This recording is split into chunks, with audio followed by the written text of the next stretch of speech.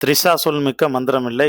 இனி தமிழ்நாட்டுக்கு தளபதி தேவையில்லை அப்படிங்கிற ஒரு டாபிக் தான் இப்ப சோசியல் மீடியா முழுக்க பயங்கரமா வைரல் ஆயிட்டு இருக்கு. அத பத்தி தான் இந்த வீடியோல நம்ம டீட்டெயிலா வந்து பார்க்க போறோம். அதுக்கு முன்னால நம்ம சேனல சப்ஸ்கிரைப் பண்ணாம இருந்தீங்கன்னா, மறக்காம சப்ஸ்கிரைப் பண்ணிக்கங்க. அப்பதான் நம்ம சேனல்ல போடக்கூடிய டெய்லி அப்டேட்ஸ் எல்லாத்தையும் நீங்க உடனுக்குடனே தெரிஞ்சுக்க முடியும். கடந்த சில நாட்களாகவே பயங்கர பேசுபொருளா வந்து மாறிக்கிட்டு இருக்கக்கூடிய விஷயம், தளபதி அவர்களுடைய ஆட்சிய பத்தி தான். அவரு ஒரு 15 நாள் ஆயிடுச்சு சிஎம் ஆகி. இந்த 15 நாள் சிஎம் ஆகி பல அதிரடியான விஷயங்கள் வந்து பண்ணாலும், மோஸ்ட்லி எல்லாமே வந்து பார்த்தீங்கன்னா, இந்த ரீல்ஸுக்காக வந்து பண்ண சில விஷயங்கள் வந்து எடுத்து ஹைலைட் பண்ணி வந்து காட்ட காட்ட, அதில வந்து ஒரு மாஸ் வந்து பார்த்தீங்கன்னா, கிரியேட் பண்ணி வந்து காட்ட காட்ட, சில பேர் வந்து அத பார்த்து கூஸ்பம்ப் ஆகுறாங்க. ஆனா உண்மையும் எதார்த்தமான சூழலும் வந்து வரும்போது என்ன ஆகுது அப்படின்னு வந்து பார்த்தா, இது எல்லாமே அப்படியே வந்து கேள்விக்குறியாயிடுது. ஏன்னா, தளபதி கையில தான் இப்ப வந்து சட்டம் ஒழுங்கு வந்து இருக்கு. அப்படி இருக்கக்கூடிய சூழ்நிலையில, இப்ப கோவை சிறுமிக்கு நடந்ததுக்கு வாய் தொறக்கவே இல்ல. திருச்சியில நர்ஸுக்கு வந்து பார்த்தோன்னா, நான் இறந்து போனதுக்கு வாய் தொறக்கல.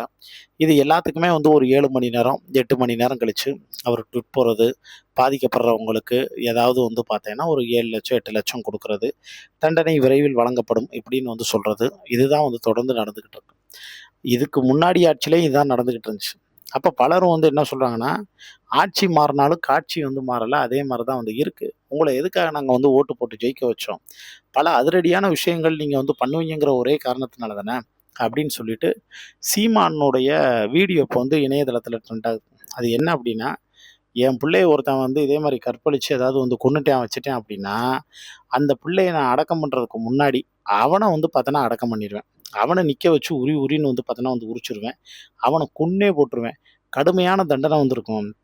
ஃபாரின் கண்ட்ரீஸ்ல வந்து பார்த்தீங்கன்னா, அந்த அரபு நாடுகள்ல வந்து குடுக்குறது மாரி, அந்த தப்ப பண்றவனுக்கு அதாவது இதுக்கு முன்னாடி வந்து அப்படி வந்து ஒரு தப்பு பண்ணவனுக்கும் சரி, இனிமேல் வந்து பண்ண போறவனுக்கும் சரி, இப்ப பண்ணிட்டு இருக்கவனுக்கும் சரி, ஈரக்கொலைய வந்து பார்த்தோன்னா வந்து நடுங்கணும். அப்படி வந்து ஒரு விஷயத்த தான் நான் வந்து பார்த்தோன்னா வந்து செய்வேன். அப்படிங்கிற மாரி வந்து சொல்லியிருந்தாரு. இப்ப இத பார்த்துக்கிட்டு பல பேர் வந்து இப்ப சொல்லக்கூடிய விஷயம் என்னன்னா, ஏங்க அவரு ஒரு பக்கம் நீங்க வந்து அவரு என்னதான் தப்பு பண்ணாலும், அவரு பண்றது வந்து தப்பே வந்து இல்லன்னு அவர தலையில தூக்கி வச்சு கொண்டாடுறீங்க. அவர் கோட் ஷூட் போட்டு அரகஜா வந்து பொட்ட வந்து பார்த்தோன்னா, நெத்தியில வந்து வச்சுட்டு, அதே சமயம் இங்க வந்து வேலைய வந்து முடிச்சுட்டு வந்து போறாரு, வைக்கிறாரு.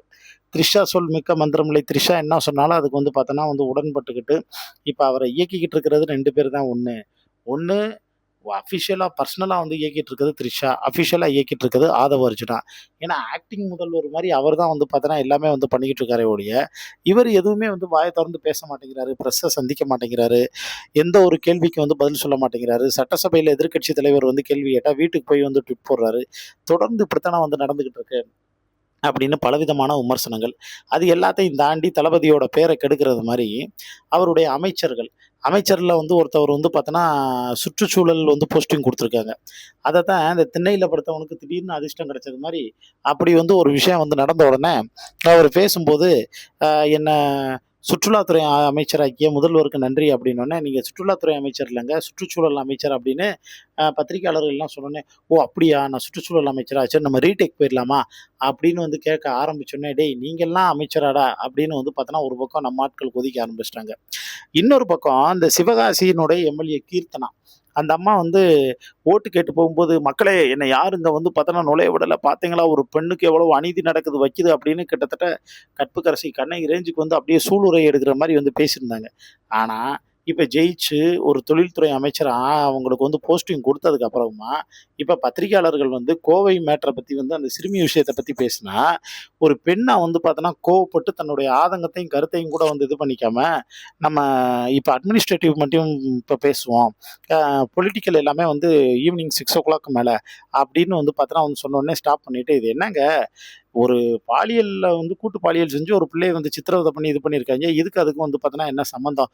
அப்படின்னு வந்து கேட்டுட்டு, இதுக்கு வந்து இவரு இப்படி இப்படி வந்து சொல்லியிருக்காரே, தளபதி இப்படி சொல்லியிருக்காரு. இத பத்தி நீங்க என்ன நினைக்கிறீங்க? அந்த வழக்கு என்னன்னு கேட்டதுக்கு, தலைவர் எது பண்ணாலும் சரியா தான் வந்து பண்ணுவாரு.